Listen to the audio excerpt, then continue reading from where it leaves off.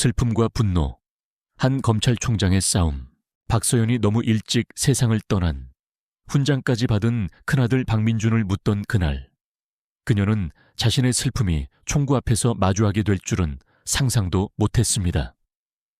하지만 겨우 16살 된 아들 박지훈이 경찰에게 총구 앞에 붙잡혔을 때 모든 것이 변했습니다. 그 이유는 단지 사소한 아파트 입주자 대표 회의의 민원 때문이었습니다. 박서연은 단순한 어머니가 아닙니다. 그녀는 대한민국 검찰총장입니다. 이제 슬픔과 분노에 휩싸여 잘 가꾸어진 잔디와 거짓 미소 뒤에 숨겨진 소름 끼치는 음모를 파헤치려 합니다. 이것은 단순히 상실에 대한 이야기가 아닙니다. 이것은 권력과 통제, 그리고 그 모든 것을 되찾기 위한 한 어머니의 싸움에 대한 이야기입니다. 이 이야기가 마음에 드셨다면 좋아요와 공유, 그리고 채널 구독 잊지 마세요. 다음에도 의미 있는 이야기로 찾아뵙겠습니다. 축축한 흙냄새와 시든 백합 향기가 무겁게 내려앉은 공기 속에서 박서연은 아들의 무덤 앞에 서 있었습니다. 경기도 분당 외곽에 자리한 사설 묘지는 안식처가 되어야 했습니다. 큰아들 민준을 고이 잠들게 할 조용한 장소 말입니다. 48세의 박서연에게 상실은 낯선 것이 아니었습니다. 검찰총장으로서 그녀는 대한민국의 상처를 가까이에서 목격했습니다. 총기 폭력, 비록 미국만큼 흔하지는 않지만 시스템의 실패, 산산조각 난 가족들. 하지만 이번은 달랐습니다. 이건 그녀의 아들이었습니다. 아투리 2살, 불과 몇 주 전 비에 젖은 고속도로에서 음주 운전자에 의해 목숨을 잃은 아들. 슬픔은 살아있는 존재처럼 그녀의 가슴을 핥히었지만 그녀는 그것을 억누르기로 다짐했습니다. 어린 아들 지훈을 위해, 자신의 직무를 위해, 그녀의 일거수일투족을 지켜보는 나라를 위해 16살의 마른 체형인 지훈은 그녀 곁에 서 있었습니다. 그의 검은 눈은 충혈되었지만 메말라 있었습니다. 사고 이후로 울지 않았습니다. 적어도 그녀 앞에서는. 그의 침묵은 눈물보다 더 그녀를 걱정시켰습니다. 조촐한 장례식 참석자들, 가족, 가까운 친구 몇 명, 검찰차장인 한상철, 은 목사의 마지막 기도가 끝난 후 흩어졌습니다. 이제 남은 것은 그들 둘뿐이었습니다. 묘지 관리인들은 공손하게 거리를 두고 기다리고 있었고 윤기나는 참나무관은 6피트 아래에 안치되어 있었습니다. 박서연은 바람에 옷깃이 나붓기는 검은 코트를 여미고 지훈의 손을 잡았습니다. 그는 뿌리치지는 않았지만 손가락은 차갑고 힘이 없었습니다. 무슨 말이든 해봐. 그녀가 속삭였습니다. 아무거나. 지훈은 묘비, 박민준, 사랑하는 아들이자 형제를 응시하며 고개를 저었습니다. 무슨 말을 해요? 형은 갔는데 그녀의 목이 메었습니다. 시간이 지나면 괜찮아질 거라고, 시간이 무뎌지게 할 거라고 말해주고 싶었지만 그녀 자신도 그 말을 믿을 수 있을지 확신할 수 없었습니다. 그녀가 말을 찾기도 전에 날카로운 소리가 침묵을 갈랐습니다. 자갈 위를 구르는 타이어 소리. 그녀는 늦은 조문객이려니 하고 돌아섰지만 대신 좁은 묘지길을 따라 올라오는 2대의 경찰차를 보았습니다. 경광등은 켜져 있지 않았지만 그 모습만으로도 그녀의 신경은 곤두섰습니다. 그녀는 평생 법집행 기관과 관계를 맺고 부패를 기소하고 개혁을 주장하며 살아왔습니다. 경찰이 그녀를 불안하게 만들지는 못했습니다. 하지만 이건 뭔가 잘못되었다는 느낌이 들었습니다. 여기 있어. 그녀는 지훈의 어깨를 꽉 쥐고 차 쪽으로 다가갔습니다. 제복을 깔끔하게 차려입은 30대 중반의 2 경찰관이 차에서 내렸습니다. 그들은 무심하게 허리띠에 손을 얹고 있었습니다. 너무 무심하게 그녀는 생각했습니다. 실례합니다만 키가 더 큰 경찰관 강경관, 이 딱딱한 목소리로 말했습니다. 소란 신고가 들어와서요. 신분증 좀 보여주시겠습니까? 박서연의 미간이 찌푸려졌습니다. 소란이요. 여긴 개인 장례식입니다. 저는 박서연 검찰총장입니다. 누가 신고했죠? 경찰관들은 서로 시선을 교환했고 키가 작은 경찰관, 명찰에는 윤경관이라고 적혀 있었습니다. 이 몸을 뒤척였습니다. 신고자가 자신을 서부빌리지 아파트 입주자 대표 회의 회장 김영희라고 밝혔습니다. 허가받지 않은 집회로 소란을 피우고 있다고 하더군요. 김영희. 그 이름은 박서연에게 뺨을 맞은 듯한 충격을 주었습니다. 꼬집은 듯한 미소와 끊임없는 사소한 폭정을 일삼는 김영희는 3년 전 박서연이 서부빌리지에 집을 산 이후로 그녀의 눈엣 가시였습니다. 지훈의 농구 시합 소음 민원, 규격에 반 인치 모자란 우편함에 대한 벌금, 박씨 가족의 소란스러운 존재감에 대한 비꼬는 쪽지들. 박서연은 그저 교회의 시시콜콜한 일이라 치부하며 무시해왔습니다. 하지만 이건 장례식장에 경찰을 부르다니, 이건 김영희로서도 최악의 행동이었습니다. 여긴 아무 소란도 없습니다. 박서연이 강철 같은 목소리로 말했습니다. 제 아들의 장례식입니다. 잘못된 정보를 받으신 겁니다. 윤경관은 고개를 끄덕였지만 그의 시선은 그녀를 지나쳤습니다. 그래도 확인은 해봐야 합니다. 절차상 그녀는 그의 시선을 따라갔다가 얼어붙었습니다. 지훈이 아무것도 모른 채 등을 보이고 무덤 가까이 다가가 있었습니다. 키 큰 강 경관이 한 걸음 앞으로 나서며 권총집으로 손을 가져갔습니다. 학생 그가 외쳤습니다. 뒤돌아. 손머리 위로 올려. 시간이 느리게 흘렀습니다. 박서연의 맥박이 귀에서 쿵쾅거렸습니다. 지훈이 얼굴에 혼란스러운 표정을 지으며 돌아섰습니다. 네, 손머리 위로. 강 경관이 총을 뽑으며 소리쳤습니다. 윤 경관도 따라했고 순식간에 2개의 총구가 그녀의 아들을 향했습니다. 슬픔에 잠긴 비무장 상태의 아들을 멈춰요. 박서연의 목소리가 채찍처럼 갈라졌습니다. 그녀는 양손을 들고 그들 사이로 뛰어들어 몸으로 아들을 가렸습니다. 총 내려요. 당장 비키세요. 부인. 강 경관이 목소리를 높이며 말했습니다. 인상착의가 일치합니다. 10대 남성, 무단 침입 가능성 있습니다. 무단 침입이요. 그녀는 숨쉬기조차 힘들었습니다. 여긴 사유지예요. 내 아들이라고요. 도대체 무슨 일이 벌어지고 있는 거죠? 경찰관들은 망설였지만 총은 내려놓지 않았습니다. 지훈의 눈이 커졌고 손을 떨며 머리 위로 올렸습니다. 엄마, 괜찮아 아가. 그녀는 목소리에 억지로 침착함을 담아 말했습니다. 그냥 가만히 있어. 경찰관들에게 그녀는 쏘아붙였습니다. 상관에게 전화해요. 해명을 듣고 싶으니까. 윤 경관이 무정히의 손을 뻗으며 총을 약간 내렸지만 강 경관은 단호했습니다. 신빙성 있는 위협 신고에 대응하는 중입니다. 그가 말했습니다. 입대위에서 이 상황을 의심스러운 활동으로 신고했습니다. 우린 규정대로 하고 있습니다. 규정에 형의 장례식에 온 아이에게 총을 겨누는 건 포함되지 않아요. 박서연이 쏘아붙였습니다. 당신들은 선을 넘었고 이 일로 당신들 배지를 벗게 만들겠어요. 팽팽한 대치 상황은 윤 경관의 무정위에서 지지직거리는 소리가 들릴 때까지 이어졌습니다. 팀장님 오시는 중입니다. 그가 중얼거렸습니다. 그제야 강 경관은 총을 넣었지만 그의 날카로운 시선은 누그러지지 않았습니다. 박서연은 지훈에게 돌아서서 그를 품에 안았습니다. 그는 떨고 있었고 숨결은 그녀의 어깨에 거칠게 닿았습니다. 미안해, 그녀가 속삭였습니다. 엄마가 있잖아. 하지만 그녀가 아들을 안고 있는 동안 슬픔 밑에서 분노가 불타올랐습니다. 김영희는 선을 넘었습니다. 그들 가족의 인생 최악의 날에 경찰을 무기로 사용했습니다. 이건 단순한 악의가 아니었습니다. 이것은 거리낌 없이 휘둘러진 권력이었습니다. 그리고 대한민국 최고의 검사인 박서연은 그것을 그냥 내버려 둘 생각이 없었습니다. 그날 저녁 집으로 돌아온 박서연은 가만히 앉아 있을 수가 없었습니다. 서부 빌리지의 그 집, 침실 4개, 하얀 덧창, 잘 가꾸어진 잔디.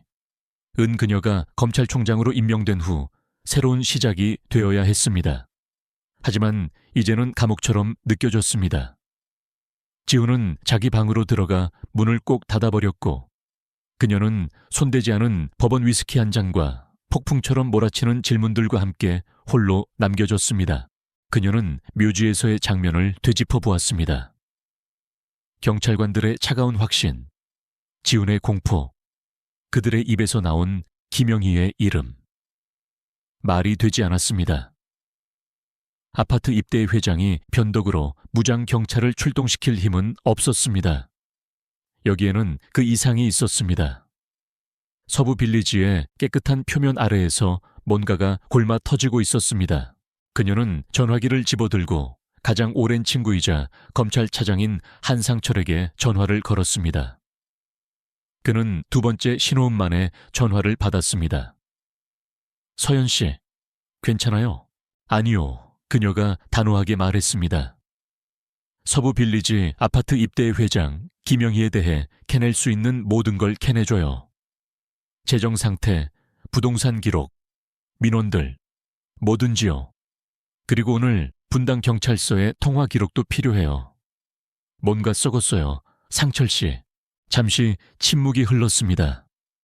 장례식 때문인가요? 소문은 들었어요. 소문으로는 부족해요. 그들이 지훈이에게 총을 겨눴어요. 김영희가 신고했고 우리가 소란을 피운다고 했대요. 이유를 알고 싶어요. 한상철이 숨을 내쉬었습니다. 맙소사. 알았어요. 바로 착수할게요. 하지만 서연 씨, 지금 이 일을 파헤치고 싶은 게 확실해요. 당신은 슬픔에 잠겨 있어요. 언론은 이미 민중군의 죽음을 둘러싸고 맴돌고 있고요. 선택의 여지가 없어요. 그녀가 말을 잘랐습니다. 이건 개인적인 문제가 아니에요. 이건 권력 남용이고 난 이걸 그냥 넘어가지 않을 거예요. 그는 반박하지 않았습니다. 48시간 주세요. 24시간으로 해요. 그녀는 전화를 끊고 창가로 걸어갔습니다. 밖에서는 가로등 아래 막다른 골목이 빛나고 있었고 모든 집은 똑같았으며 모든 잔디는 흠잡을 데 없었습니다. 서부 빌리지는 특권을 외치고 있었습니다. 수십억 원짜리 집, 최고의 학교, 고급스러운 분위기. 하지만 박서연은 항상 그 이면에 흐르는 어떤 기류, 이웃들이 김영희에게 복종하는 방식 속에 숨겨진 조용한 위협을 감지해왔습니다. 그 여자는 독재자처럼 입대의를 운영했습니다. 승인되지 않은 페인트 색깔에 대한 벌금, 구석구석 설치된 감시 카메라, 말썽꾼들에 대한 블랙리스트 소문. 박서연은 서울의 혼란에 너무 바빠 교회 정치에 신경 쓸 겨를이 없었습니다. 그건 오늘로 끝났습니다. 다음 날 아침 그녀는 지훈을 학교에 데려다 주었습니다. 그들 사이의 침묵은 무겁게 내려앉았습니다. 그는 후드를 낮게 눌러쓴 채 창밖을 응시했습니다. 엄마, 싸울 필요 없어요. 그가 갑자기 말했습니다.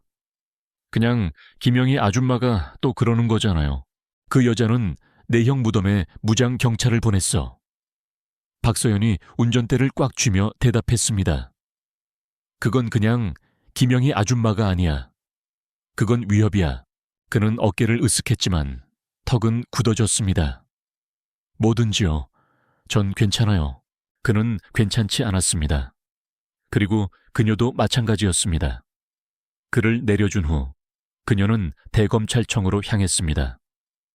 그녀의 사무실, 마호가니 책상, 한강이 내려다 보이는 통유리창, 은통제의 요새였습니다. 지금 그녀에게는 그것이 필요했습니다. 정오쯤 한상철이 두꺼운 서류 폴더를 들고 도착했습니다.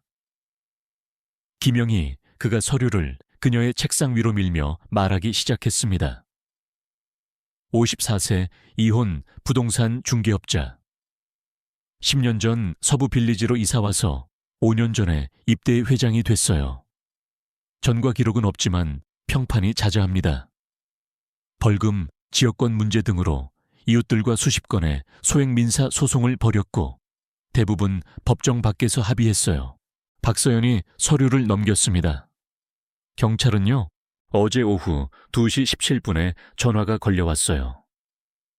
김영희가 묘지에서 의심스러운 활동을 신고했고 서부빌리지 주민과 관련된 비인가 행사라고 주장했답니다. 분당 경찰서는 지난 3년간 그녀의 민원에 100건 이상 대응한 이력이 있어요. 소음, 주차, 불황자 등등. 그녀는 경찰을 자기 마음대로 부리는 수준이에요. 관자놀이를 마사지하며 박서연은 뒤로 기댔습니다. 100건이나요? 정상이 아니에요. 그녀의 배경이 뭐죠? 한상철이 망설였습니다. 거기서부터 좀 불분명해져요.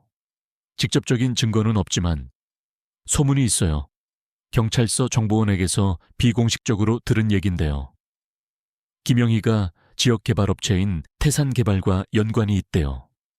그들은 서부빌리지 주변 땅을 사들이면서 오래된 주민들을 몰아내고 있어요.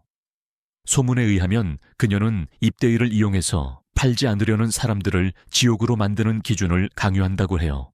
그러니까 돈 많은 깡패라는 거군요. 박서연이 말했습니다. 하지만 왜 우리를 표적으로 삼았을까요? 우린 팔 생각이 없는데. 파는 문제가 아닐 수도 있어요. 한상철이 대답했습니다. 개인적인 감정일 수도 있고요. 아니면 과시욕일 수도 있죠. 당신은 유명 인사잖아요. 검찰총장을 굴복시키는 것이 그녀의 권력 과시일 수도 있어요.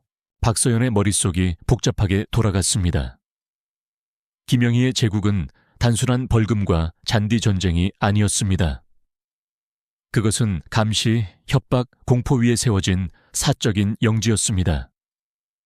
그리고 이제 그것이 그녀의 가족과 충돌했습니다. 그녀는 지훈의 떨리는 손, 민준의 새로운 무덤을 생각했습니다. 슬픔과 분노가 뒤엉켜 그녀의 다음 행동에 불을 지폈습니다. 그녀를 증인으로 소환하고 싶어요. 그녀가 조용히 말했습니다. 그녀의 기록을 압수해요. 입대 회의록, 이메일, 재정 기록, 그리고 어제 경찰관들의 바디캠 영상도 가져와요. 실마리가 있다면 내가 풀어낼 거예요. 한상철이 고개를 끄덕였습니다. 총장님 말씀대로 하겠습니다. 하지만 서연 씨, 이 일이 커질 수 있어요. 언론, 정치, 상관없어요. 그녀가 낮고 격렬한 목소리로 말했습니다. 그 여자가 싸움을 잘못 골랐으니까. 소환장은 사흘 뒤 딱딱한 표정의 검찰 수사관에 의해 아침 7시 2분에 김영희의 집 문 앞에 전달되었습니다. 박서연은 일부러 이른 시간을 택했습니다. 지훈이 총구 앞에서 느꼈던 충격을 김영희도 느껴보도록. 소환장에는 모든 것이 요구되었습니다. 입대 회의록, 재정 기록, 이메일, 심지어 서부빌리지 곳곳에 설치된 감시 카메라 영상까지. 박서연은 이것이 과도해 보일지라도 신경 쓰지 않았습니다. 그녀는 김영희가 진땀을 흘리기를 원했습니다. 전고가 되자 그녀의 사무실은 전쟁 상황실이 되었습니다. 한상철은 회의 테이블 위에 서류들을 펼쳐놓았습니다. 은행 거래 내역서, 부동산 등기부 등본, 전 주민들의 불만 사항 묶음. 법무부 인권국의 분석가들이 노트북을 켠 채 데이터를 교차 확인하며 서성였습니다. 박서연은 소매를 걷어붙이고 차갑게 식어가는 블랙커피 잔을 손에 든 채 테이블 상석에 서 있었습니다. 장례식 이후 4시간 이상 잠을 자지 못했지만 아드레날린이 그녀를 날카롭게 유지했습니다. 이것 좀 보세요. 한상철이 서류 한 장을 그녀 쪽으로 밀며 말했습니다. 태산개발이 작년에 김영희에게 컨설팅 비용 명목으로 5천만 원을 송금했어요. 같은 달, 입대인은 매각을 거부한 새 가구에 대한 벌금을 대폭 인상했고요. 그들은 6개월 안에 떠났습니다. 박서연의 눈이 가늘어졌습니다. 리베이트군요. 그런 것 같아요. 그리고 태산개발뿐만이 아니에요. 그녀는 부업도 하고 있어요. 사설 보안 업체인 청룡 보안의 지분을 소유하고 있죠. 서부 빌리지에 카메라를 누가 설치했는지 짐작가시죠? 청룡 보안 박서연이 조각들이 맞춰지는 것을 느끼며 말했습니다. 그녀는 단순히 잔디를 감시하는 게 아니라 감시 사업을 운영하고 있는 거예요. 한상철이 고개를 끄덕였습니다. 더 있어요. 묘지 신고는 우연이 아니었어요. 그날 청룡보안 영상에는 총장님 댁거리에 카메라가 고정되어 있었고 장례식장으로 떠나는 차를 확대하고 있었어요. 김영희는 당신이 어디에 있는지 정확히 알고 있었던 겁니다. 오한이 그녀를 훑고 지나갔습니다. 그녀는 김영희의 행동이 악의에서 비롯되었다고 생각했지만 이것은 계산된 것이었습니다. 감시당하고 있었습니다. 우리를 스토킹하는 건가요? 아니면 과시욕? 한상철이 말했습니다. 당신은 그녀의 시스템에 위협적인 존재예요. 그녀가 통제할 수 없는 연방검사가 자기 뒷마당에 있는 거죠. 박서연은 커피잔을 내려놓고 머리를 굴렸습니다. 김영희의 제국은 단순한 폭정이 아니었습니다. 그것은 돈과 공포로 기름칠된 기계였고 입대의를 앞세우고 경찰을 공모했거나 그녀에게 질문하기 귀찮아하는 이용했습니다.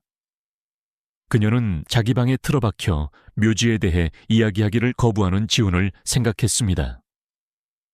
이것은 더 이상 그녀만의 싸움이 아니었습니다. 그것은 또한 그의 싸움이기도 했습니다. 바디캠 영상 가져와요. 그녀가 말했습니다. 그리고 청룡보안의 계약서를 찾아봐요. 그녀가 권력을 남용하고 있다면 빈틈없이 증명하고 싶어요. 그날 오후 영상이 도착했습니다. 박서연은 사무실에서 혼자 노트북으로 거친 영상을 보았습니다. 강 경관의 목소리가 지지직거리며 들려왔습니다. 10대 남성, 무단 침입 가능성, 입대의 신고. 카메라는 묘비 앞에 선 지훈의 실루엣을 잡았고 그 다음 박서연이 끼어들며 날카로운 목소리로 외쳤습니다. 총 내려요. 강 경관의 총은 너무 오랫동안 10초, 15초 내려오지 않았습니다. 사과도 상황 완화 노력도 없었습니다. 그저 규정, 차갑고 기계적인. 그녀는 배가 뒤틀리는 것을 느끼며 영상을 프레임 단위로 되감았습니다. 지훈의 손이 공중에서 떨렸고 얼굴은 창백했습니다. 그때 그녀가 그를 보호했지만 상처는 남아있었습니다. 그녀는 노트북을 닫고 그에게 전화를 걸었습니다. 예, 그녀가 전화 받자 말했습니다. 괜찮니? 잠시 침묵. 네, 왜요? 그냥 확인하는 거야. 내가 처리하고 있어. 알았지? 김영희는 빠져나가지 못할 거야. 엄마? 그만해요. 그가 쏘아붙였습니다. 이를 더 악화시키고 있어요. 학교 애들이 다 얘기해요. 지훈이 엄마가 입대에 고소한대. 난 그냥 이게 끝났으면 좋겠어요. 가슴이 아팠습니다. 그냥 둘 수 없어, 지훈아. 그 여자가 너를 다치게 했어. 그 아줌마는 모두를 다치게 해요. 그가 중얼거렸습니다. 엄마만 특별한 게 아니라고요. 그는 전화를 끊었고 침묵이 따끔거렸습니다. 그가 옳았습니다. 김영희의 손길은 그들을 넘어섰습니다.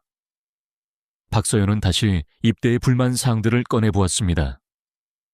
파산할 때까지 벌금을 물린 가족들, 스케이트보드를 탔다고 경비원에게 괴롭힘당한 아이들, 팔도록 강요당한 노인 거주자들.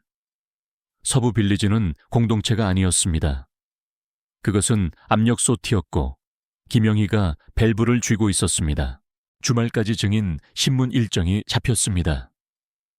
김영희의 변호사인 서울의 번지르르한 로펌 소속의 이 변호사는 권한 남용이라며 기각을 시도했습니다. 하지만 박서연의 팀은 관할권을 확보했습니다. 잠재적인 인권 침해, 직권 남용, 사기 가능성. 신문은 비공개로 진행될 예정이었고 언론 보도는 아직 없었지만 판도는 하늘 높이 치솟았습니다. 박서연은 마치 대법원 사건처럼 준비했습니다. 모든 세부사항, 모든 금액, 모든 거짓말을 암기했습니다. 당일 아침 그녀는 분당에서 30분 거리에 있는 수원지방법원으로 차를 몰았습니다. 지우는 집에 머물렀습니다. 그의 선택이었고 그녀는 강요하지 않았습니다. 건물은 회색빛으로 위압적으로 솟아 있었고 다가올 일에 걸맞은 무대였습니다. 안으로 들어서자 회의실에서는 퀴퀴한 커피와 토너 냄새가 났습니다. 김영희는 맞은편에 앉아 있었고 그녀의 옆에는 이 변호사가 바짝 붙어 있었습니다. 그녀는 네이비색 재킷을 입고 금발 머리를 단정하게 묶었으며 마치 레몬을 빤 것처럼 입술을 굳게 다물고 있었습니다. 뉘우침은 없고 반항심만 가득했습니다. 김영희 씨, 박서연이 차분하지만 날카로운 목소리로 시작했습니다. 2025년 3월 31일부터 시작하죠. 왜 제 아들의 장례식에 경찰을 불렀습니까? 김영희가 팔꿈치를 테이블에 올리고 몸을 앞으로 기울였습니다. 서부 빌리지 부근에서 사람들이 모여 있는 것을 봤습니다. 허가받지 않았고 소란스러웠어요. 질서를 유지하는 것이 제 일입니다. 그곳은 사설 묘지였습니다. 박서연이 말했습니다. 당신의 관할 구역이 아닙니다. 입구가 우리 땅과 맞닿아 있습니다. 김영희가 쏘아붙였습니다. 그리고 의심스러운 활동에 대한 신고를 받았습니다.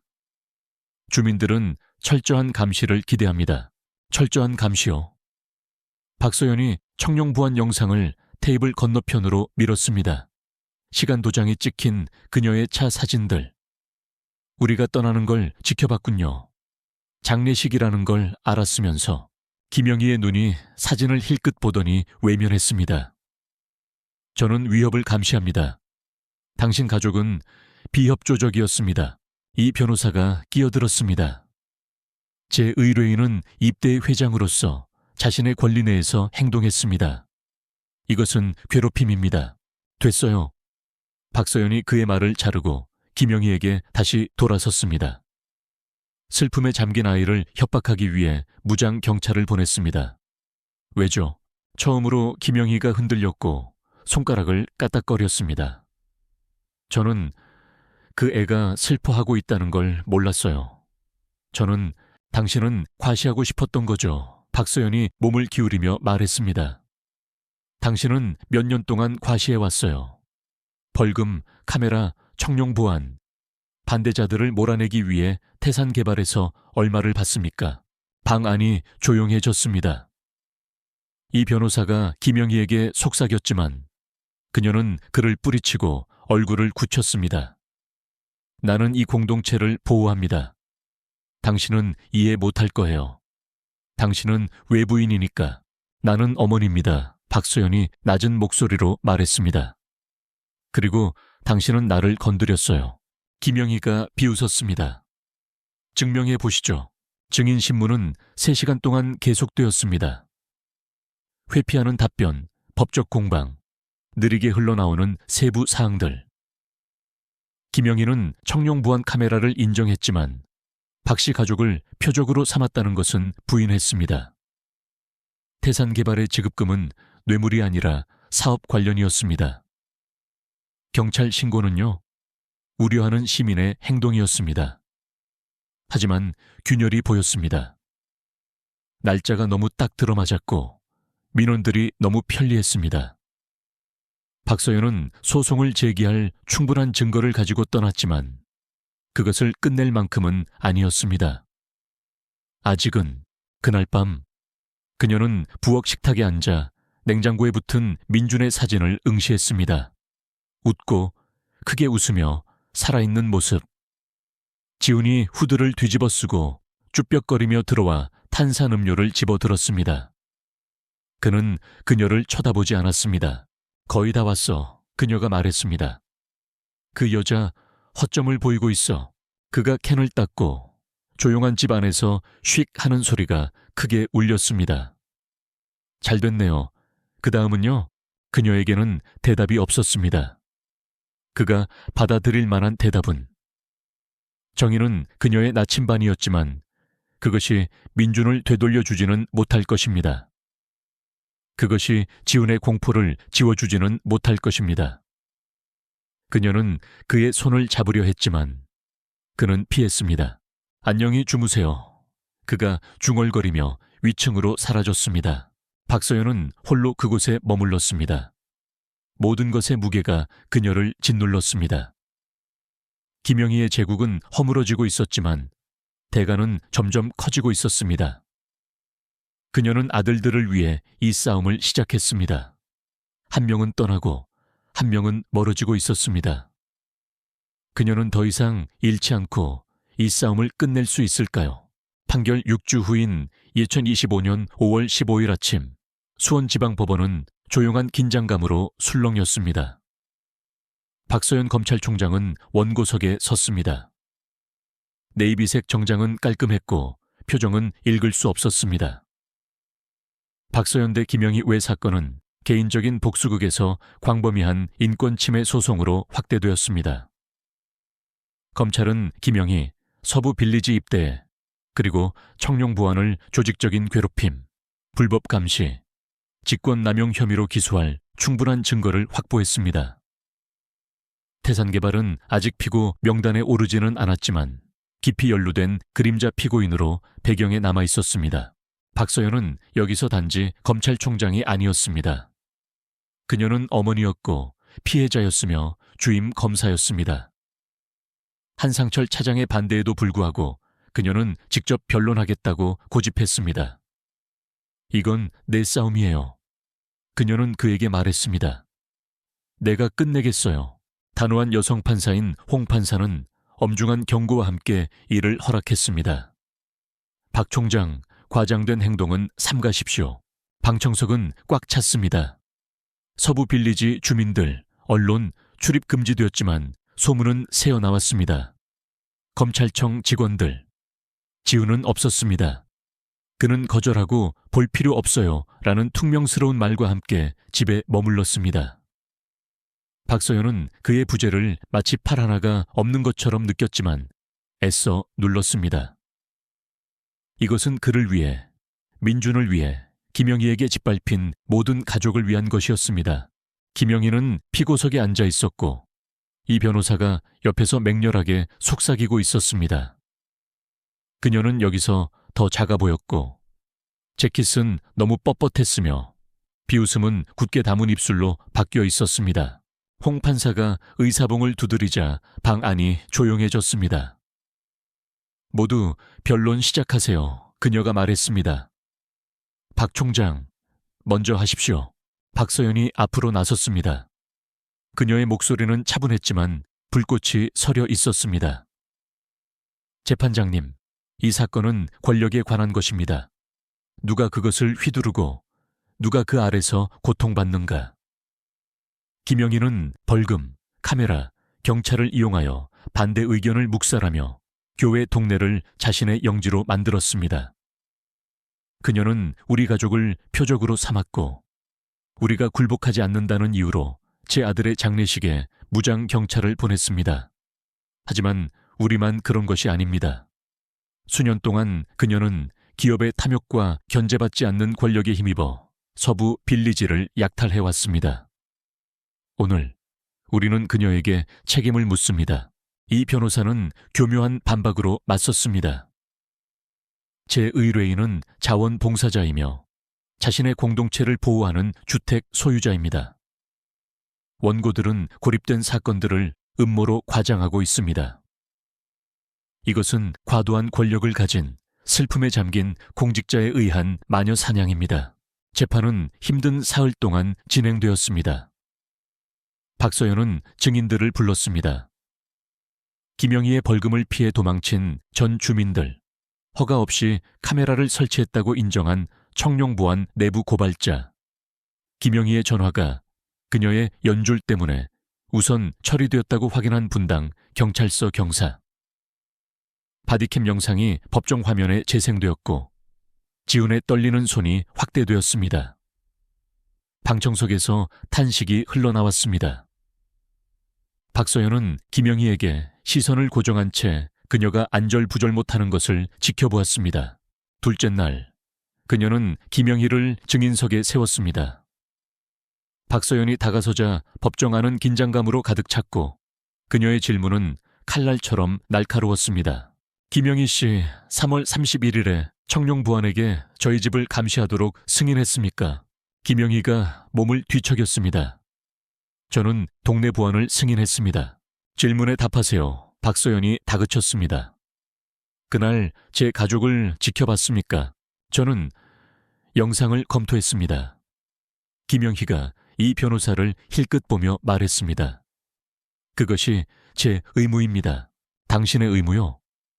박서연이 태산개발 지급 기록을 증거로 제시하며 반문했습니다.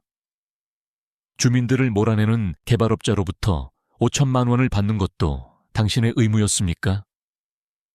이 시내가 팔 때까지 창고 때문에 1,000만 원의 벌금을 부과하는 것도요? 조 씨네 아이들이 자전거를 탔다고 경찰에 신고하는 것도요? 김영희의 얼굴이 붉어졌습니다. 그것들은 규정 위반이었습니다. 당신이 이익을 챙긴 위반 행위들이죠. 박서연이 말을 잘랐습니다. 당신은 권력을 무기 삼아 이웃들을 표적으로 만들었습니다. 왜 제 아들이었죠? 장례식인 줄 몰랐어요. 김영희가 평정을 잃고 소리쳤습니다. 당신들은 소란스러워요. 항상 그랬어요. 누군가는 행동해야 했어요. 행동이요?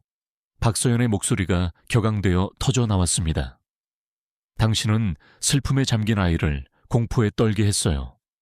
당신은 보호하는 게 아니라 약탈하는 겁니다. 이 변호사가 이 일을 제기했지만 홍 판사는 기각했습니다. 본인이 자초한 일입니다. 계속하세요. 박서연이 김영희에게 바짝 다가섰습니다. 당신은 공포 위에 제국을 세웠어요. 여기서 끝입니다. 김영희의 증언은 거기서부터 무너져 내렸습니다. 모순, 반쪽짜리 거짓말, 교차 신문 아래 부서진 연약한 반항심. 셋째 날이 되자 변호인 측은 허둥대고 있었습니다. 이 변호사는 증인을 부르지 않았습니다. 김영희의 통치는 그녀에게 동맹을 거의 남기지 않았습니다. 최종 변론이 모든 것을 결정지었습니다. 박서연은 꼿꼿이 서서 그녀의 슬픔과 분노가 조용한 힘으로 합쳐진 모습을 보였습니다. 이것은 단지 저에 관한 것이 아닙니다. 그녀가 말했습니다. 이것은 배신당한 공동체, 탈취당한 시스템에 관한 것입니다. 김영희는 단순히 규칙을 어긴 것이 아닙니다. 그녀는 신뢰를 깨뜨렸습니다. 우리는 정의를 요구합니다. 복수가 아니라 책임입니다. 배심원단은 6시간 동안 수기했습니다. 그들이 돌아왔을 때 배심원 대표가 평결을 읽었습니다. 모든 혐의 유죄, 인권 침해, 사기, 공모, 손해배상액, 박씨 가족 및 피해 가족들에게 23억 원, 원화로 환산. 입대의 지도부는 해산되고 청룡부안은 서부 빌리지에서 금지되었습니다. 김영희는 아직 징역형을 받지는 않았지만 형사수사가 임박했고 그녀의 제국은 폐허로 남았습니다. 밖의 공기는 상쾌했고 하늘은 멍든 보라색이었습니다. 박서연은 인터뷰를 사양하고 채 올라탔습니다. 서부 빌리지 주민들은 환호하는 사람들과 충격받은 사람들로 나뉘어 남아 있었습니다. 심판이 시작되었습니다. 이웃들이 소송을 제기하고 태산개발은 거리를 두려고 허둥대고 교회는 혼란과 희망으로 분열되고 있었습니다. 집에는 지훈이 거실에서 기다리고 있었습니다. TV는 꺼져 있었고 후드티는 평범한 티셔츠로 바뀌어 있었습니다. 그는 눈으로 무언가를 찾듯 그녀를 바라보았습니다. 끝났어요. 그가 물었습니다. 재판은 끝났어. 그녀가 그의 옆에 앉으며 말했습니다. 그 여자는 끝났어. 그가 천천히 고개를 끄덕였습니다. 끝난 것 같지가 않아요. 그녀가 그의 손을 잡았고 이번에는 그가 그녀의 손을 잡게 내버려 두었습니다. 끝나지 않았어. 그녀가 인정했습니다. 하지만 우린 아직 여기 있어. 그들은 침묵 속에 앉아 있었습니다. 집은 너무 컸고 민준 없이는 너무 조용했습니다. 승리는 현실이었습니다. 김영희의 몰락은 전국적으로 방송되었고 모든 소심한 폭군들에게 경고가 되었습니다. 하지만 그것은 해결책이 아니었습니다. 지훈의 상처는 남아있었고 박서연이 기소하여 없앨 수 없는 상처였습니다. 그녀는 부패를 폭로하고 책임을 강요했지만 치유는 그것은 더 불분명했고 그들이 함께 걷거나 혹은 그렇지 않거나 해야 할 길이었습니다. 며칠 후 편지가 도착했습니다. 반송 주소는 없었고 손으로 쓴 글씨였습니다. 우리를 막을 순 없을 거다 라고 적혀 있었습니다. 서부 빌리지는 기억한다. 박서연은 맥박이 빨라지는 것을 느끼며 그것을 응시했습니다. 위협인가? 김영희 조직의 잔당인가? 아니면 새로운 무언가인가? 그녀는 결정할 수 없어 편지를 서랍에 넣었습니다. 밖에서는 막다른 골목이 웅궁거렸습니다. 아이들이 자전거를 타고 이신의 옛집에는 이사 트럭이 있었습니다. 삶이 다시 꿈틀거리고 있었습니다. 박서연은 창가에서 지켜보았고 지훈이 옆에 서서 어깨를 스쳤습니다. 미래는 넓게 펼쳐져 있었고 불확실하며 가능성으로 가득 차 있었습니다. 정의는 표면을 갈라놓았지만 다음에 무엇이 자라날지 뿌리일지 가시일지는 그들이 만들어가야 할 몫이었습니다. 판결 후 석 달, 여름이 무거운 담요처럼 서부 빌리지 위로 내려앉았습니다. 한국의 습기는 맛볼 수 있을 만큼 진했습니다. 박서연 검찰총장은 현관에 서서 손에 쥔 아이스티 잔에 땀이 맺히는 것을 보며 동네가 변하는 것을 지켜보았습니다. 입대의 붕괴는 진공 상태를 남겼습니다. 어떤 주민들은 자유를 만끽하며 울타리를 야생적인 색으로 칠하고 잔디를 덥수룩하게 자라게 내버려 두었지만 다른 주민들은 기준이 무너지고 있다고 속삭였습니다. 김영희는 사라졌고 그녀의 집은 서울에서 온 젊은 부부에게 팔렸지만 그녀의 그림자는 견눈질과 식료품점에서의 조용한 대화 속에 남아 있었습니다. 박서연은 다시 전일제로 복귀하여 서울의 혼란 속에 자신을 묻었습니다. 독점 금지 사건, 경찰 개혁, 끊임없는 정의의 수레바퀴. 그것은 그녀의 마음을 그 편지, 그 암호 같은 메모에서 멀어지게 했습니다. 우리를 막을 순 없을 거다. 서부 빌리지는 기억한다. 그녀는 분석을 위해 한상철에게 넘겼지만 지문도 단서도 없었습니다. 장난일 거예요. 그가 말했습니다. 그녀는 확신하지 못했습니다. 무언가가 그녀를 괴롭혔고 내버려 둘 수 없는 풀린 실마리였습니다. 이제 7살이 된 지훈도 변했습니다. 그는 동네 주변을 길고 고된 코스로 달리기 시작했고 이어폰을 꽂은 채 땀에 흠뻑 젖어 조용히 돌아왔습니다.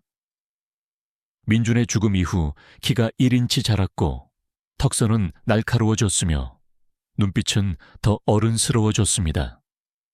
그들은 더 많이 이야기했습니다. 작은 발걸음으로 학교에 대해, 그의 육상 경기에 대해, 재판에 대해서는 절대 이야기하지 않았습니다. 박서연은 밀어붙이지 않았습니다. 그녀는 기다리는 법을, 그가 그녀에게 다가오도록 내버려 두는 법을 배웠습니다.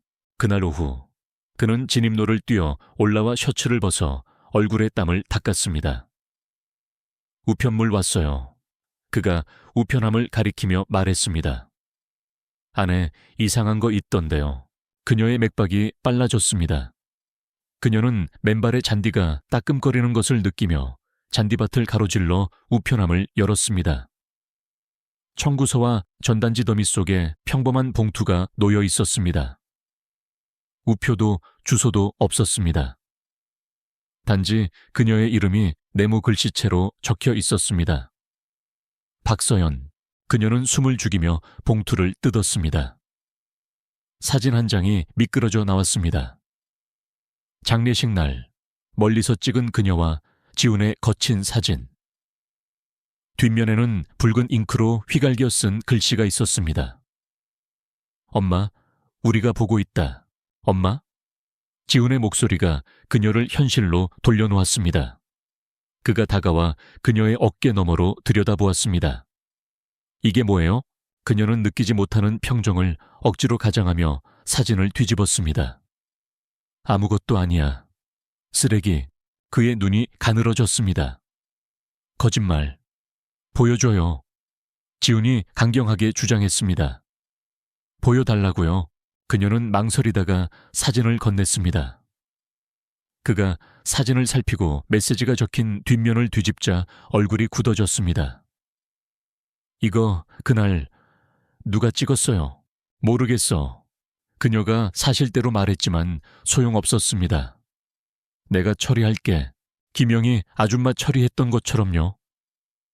그가 사진을 현관 계단에 던졌습니다. 끝났다고 생각했는데요. 끝났어. 그녀가 의도했던 것보다 날카롭게 말했습니다. 그 여자는 갔어. 이건 다른 거야. 그는 그녀를 응시하다가 고개를 저었습니다. 뭐든지요. 샤워할래요. 그는 안으로 뛰어들어갔고 방충망 문이 쾅 닫혔습니다. 박서연은 사진이 그녀를 노려보는 채 그곳에 서 있었습니다. 이것은 김영희의 스타일이 아니었습니다. 너무 조잡하고 너무 개인적이었습니다. 태산개발, 불만을 품은 이웃, 아니면 서부 빌리지를 무대로 삼는 그녀의 검찰청 과거의 유령. 그녀는 잔디밭을 서성이며 낮은 목소리로 한상철에게 전화를 걸었습니다. 또 하나, 그가 받자 그녀가 말했습니다. 이번엔 사진이야. 장례식장에서 찍은 거. 잠시 침묵. 젠장 어디서 왔어요? 소인 없음. 누군가 놓고 간 것 같아. 이 일에 팀이 필요해. 비밀리에. 지훈이가 봤어. 알겠습니다. 한상철이 말했습니다. 하지만 서연 씨, 이건 좀 이상해요. 김영희는 끝났어요. 태산개발은 소송을 피하고 있고요. 누가 동기가 있죠? 내가 일을 끝내지 못했다고 생각하는 누군가. 그녀가 중얼거렸습니다. 아니면 새로운 누군가. 그녀는 전화를 끊고 머리를 굴렸습니다. 그날 밤 그녀는 부엌 식탁에 앉아 집으로 가져온 사건 파일 더미 옆에 사진을 놓았습니다.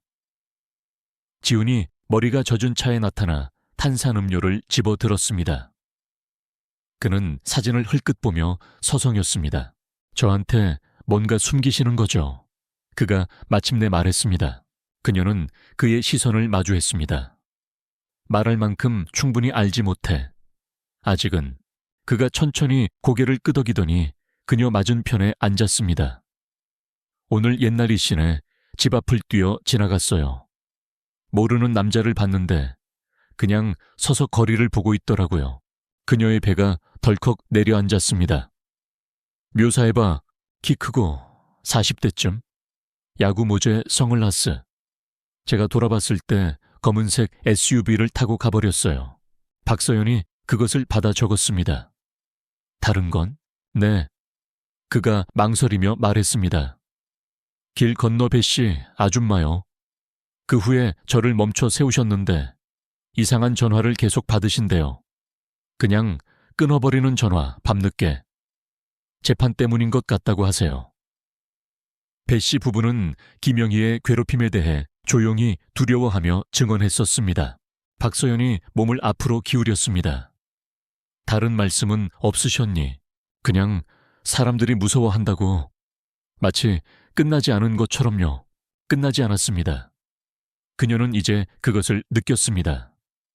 표면 아래의 흐름. 재판은 서부 빌리지를 갈라놓았지만 쏟아져 나온 것은 안도감만이 아니었습니다. 그것은 불안이었습니다. 누군가 혹은 무언가가 죄를 휘젓고 있었습니다. 다음 날 그녀는 눈을 피해 경부고속도로 휴게소 식당에서 한상철을 만났습니다. 그가 얇은 폴더를 테이블 건너편으로 밀었습니다. 사진은 막다른 골목이에요. 지문 없고 일반 용지. 하지만 우리가 넘겨받지 못한 청룡 보안의 예전 영상을 찾아냈어요. 이걸 찾았죠. 그가 정지 화면을 가리켰습니다.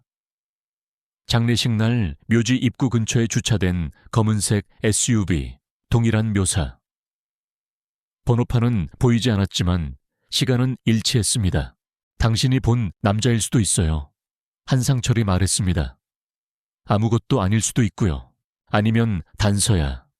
그녀가 반박했습니다. 태산 개발 차량 목록, 분당서 압수 차량, 뭐든지 교차 확인해봐요. 이미 하고 있어요. 그가 말했습니다. 하지만 서연 씨, 이건 김영희에 관한 게 아닐 수도 있어요. 당신에겐 적들이 있어요. 거물급으로요. 그녀는 알고 있었습니다. 검찰총장으로서 그녀의 재임 기간은 심기를 건드렸습니다. 기업들, 정치인들, 심지어 경찰까지. 서부 빌리지는 대리 표적, 공격하기 쉬운 약점일 수 있었습니다. 그렇다면 그들은 표적을 잘못 골랐어. 그녀가 강철 같은 목소리로 말했습니다. 집으로 돌아오자 그녀는 현관에서 스케치북에 그림을 그리고 있는 지훈을 발견했습니다. 민준이 죽은 후로는 하지 않았던 일이었습니다. 그가 고개를 들었습니다. 아직 알아내지 못했어요. 전부는 아니야. 그녀가 그의 옆에 앉으며 인정했습니다. 하지만 알아낼 거야. 그가 연필을 멈추고 고개를 끄덕였습니다. 배씨, 아줌마한테 내일 우리가 가보겠다고 말씀드렸어요. 겁먹으셨더라고요. 그래야지. 박서연이 그의 주도적인 모습에 놀라며 말했습니다. 너 괜찮겠니? 네. 그가 어깨를 으쓱하며 말했습니다. 좋으신 분이고, 그리고 모르겠어요. 그래야 할 것 같아요. 시작이었습니다. 연약하지만 실제적인 연결의 씨앗. 그들은 저녁이 부드럽게 내려앉는 가운데 그곳에 앉아 있었습니다. 매미소리가 윙윙거렸습니다. 사진, SUV, 전화, 그것들은 답 없이 조용한 위협으로 남아 있었습니다. 하지만 지훈의 손에 들린 스케치, 배씨 가족과의 잠정적인 다리, 깨어나는 동네도 마찬가지였습니다. 박서연은 누가 그들을 지켜보는지, 왜 그러는지 몰랐습니다. 어쩌면 그것은 김영희 조직의 잔재일 수도, 기업의 원한일 수도, 아니면 그녀가 아직 마주하지 못한 더 깊은 어둠일 수도 있었습니다. 진실은 느리게 혹은 갑자기 다가올 것이고 그녀는 정면으로 맞설 것입니다. 지금 그녀에게는 이것이 있었습니다. 그녀 옆의 아들, 꿈틀거리는 공동체, 끝나지 않은 싸움. 그림자는 기다릴 수 있었습니다.